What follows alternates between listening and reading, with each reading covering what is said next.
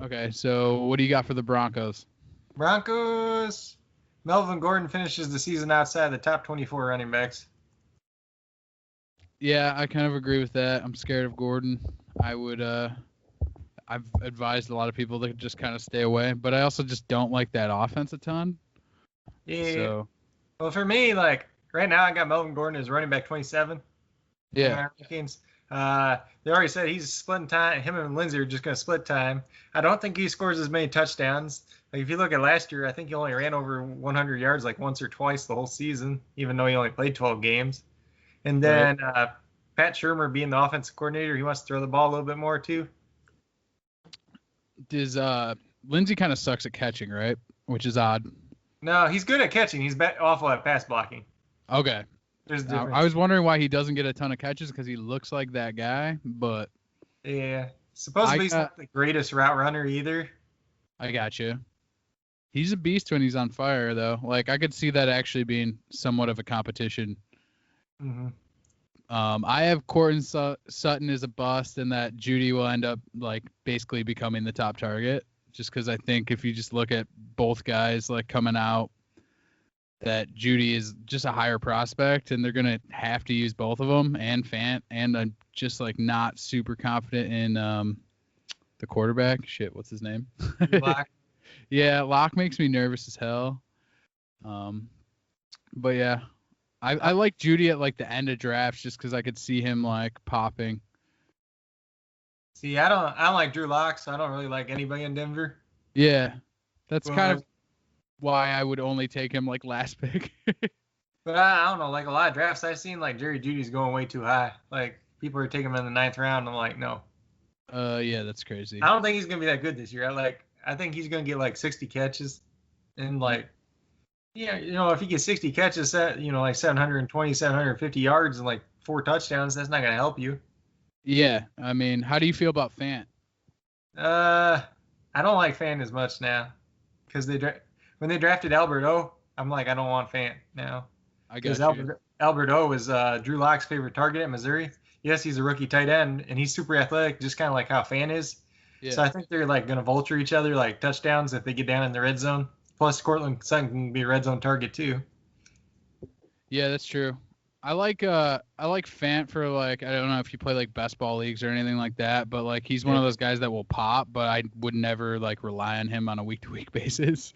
Um, For me, all he's right, more like see how he is in year 3, right. and then like we'll go from there. Like he's super athletic. He can't block to save his life. Like that was his problem at Iowa. Like my dad's a big Iowa fan, so I I gotcha. know all about this stuff. He's like Hawkinson's awesome, but Fant's like everybody talked about Fan at first because like he's super athletic. He make all the big plays, but then like at the end of the day, like they just played him at wide receiver pretty much. Yeah, he's just like an oversized wideout. Mm-hmm. All right, what did you have for the Chiefs? Because I struggled with the Chiefs, but I kind of did too. So this one might be a little bit of reach, but I put Sammy Watkins finishes the season as a top 30 wide receiver. Uh, this was a little bit before. I think he's hurt now already. But if he was ever healthy, like he's a really good wide receiver when he's healthy. Like he lit up Richard Sherman in the Super Bowl. You seen last year, the first week of the season, he had 3 touchdowns. yeah, I Grant, was gonna say, didn't he? What did he finish last year on like 2 good games? Like he was pretty. so like he was wide receiver 1, like week 1, and then like Yeah. the rest of the season after that, he was wide receiver like 56 or something crazy. Yeah, I remember people trading like a lot for him and then just being completely disappointed. Yeah, I actually drafted him in one of my leagues last year, and I didn't start him week 1. And I'm like, okay, now do I start him week 2 or not? Because he's just kind of one of them guys. Like when you don't expect him to do anything, that's when he'll do well. But then when Right. you expect him to do something, he doesn't do anything. So I struggled a ton with this, and I put like Godwin over Tyreek, or basically like Tyreek out of the top 7. I just think like he's going way too high for me. Like the amount of catches he has. He has those explosive games where he'll win you a week, but like he's not a super high volume. And yeah, like he'll have that 30-point week that carries you to the win. But besides that, I struggle because I like Kelsey, I like Clyde, I like Mahomes, but I would never take him just because it's not my strategy style. But I could see Mahomes. Like I think he's the odds to be number 1 this year. Yeah, but that's not like There's nothing bold about that. Well, right, yeah. That's Yeah. why I struggle because I like the offense, but Yeah, like I was trying to think of something at first too, and like the only other thing I could come up with is like DeAndre Washington, the backup running back, gets like 6 touchdowns, and then that like eats into Clyde Hilaire's volume.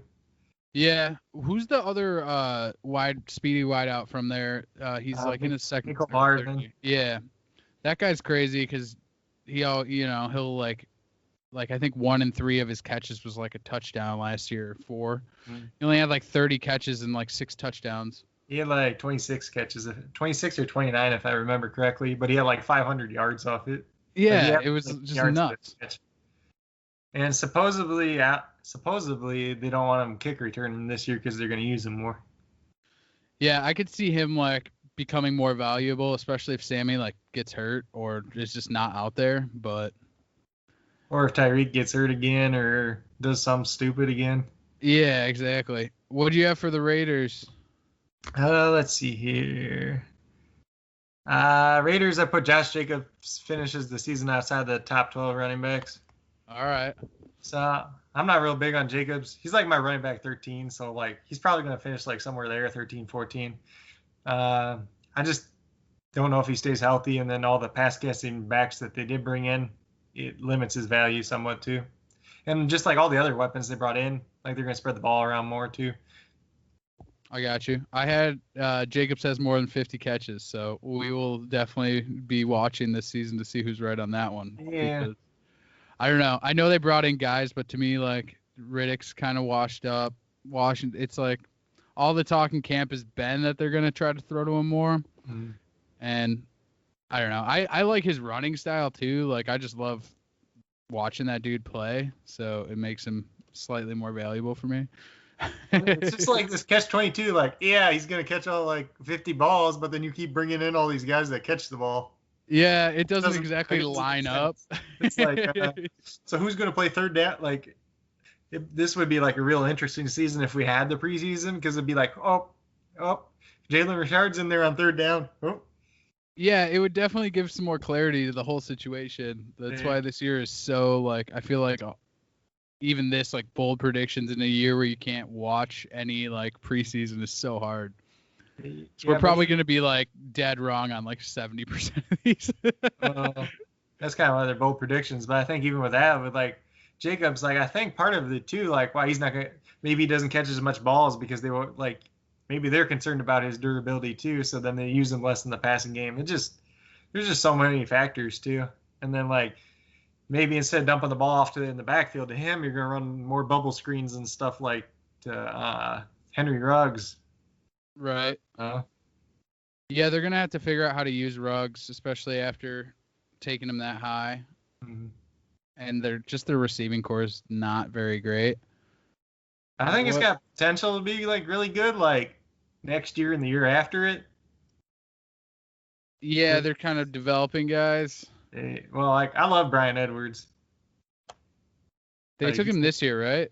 Yeah, out of South Carolina. He probably would have been a first-round pick, but he couldn't do anything at the combine because he like broke his foot. I got you. As his breakout, like they talk about him at South Carolina all the time. His breakout season was like his freshman year when he's 17 years old. He wasn't even 18 yet. Oh my gosh. Yeah, he actually played. You know, him and Debo played at South Carolina at the same time. And he still had like 25. He has 25% of the target share at South Carolina, even with Debo there. So we'll see. He's like I watched North Carolina, South Carolina last year, and you just seen him play against like the North Carolina guys, and like he just looked. It was like kind of like when LeBron played high school.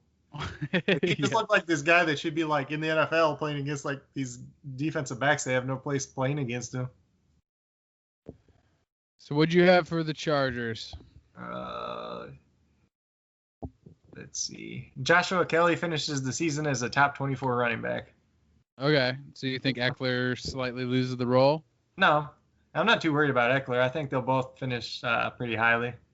I think Kelly comes in, Joshua Kelly comes in, he takes that Melvin Gordon role. Right. Kind of with it. Because like you can still have, so they're going to run the ball a lot. So if they run the ball 26 times a game and say like Eckler gets 12 of them and Kelly gets 14 of them, like people like Justin Jackson, but they're like, oh, he's good because he's got 5 yards of carry in his career, but like he's a nobody, really. Like they drafted Joshua Kelly this year. He was at UCLA. Yeah. UCLA was awful. And in his, what was it? I think they said like in his 22 games at UCLA, he scored 25 or 26 touchdowns.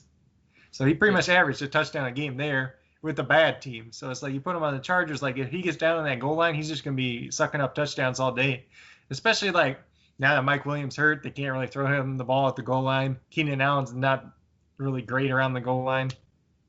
So then you get down to it, and it's like you got Joshua Kelly and you got Hunter Henry, and that's it. Like Eckler could a couple touchdowns down there, but he's still a smaller guy. When I saw Williams got hurt, I instantly thought that Henry gets a bump for sure. But I still don't like where he's going. It's just like too middle round for me.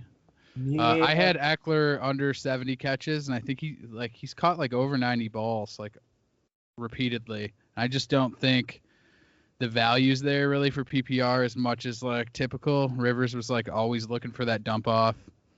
We'll see what Tyrod can do. I feel like that whole offense, like you mentioned, they're gonna run the ball more, and Rivers was kind of like a gunslinger type where they're like, all right, like put it in his hands, and I just don't see them playing that way this year. Yeah, I think their offense is actually going to be better this year. Like, it's going to be underrated this year. It's going to be better because, like, Philip Rivers went out and he'd throw 3 picks a game half the time. Right. And then, like, you'd be driving down the field and then you throw another interception and it's like you ruin all the momentum. So, like, there's more touchdown upside and their defense is really good this year as well. But with Eckler, I don't know. I think Eckler loses some of the receptions, but then he gains, like, a couple extra carries a game, too. So it might work itself out. Yeah.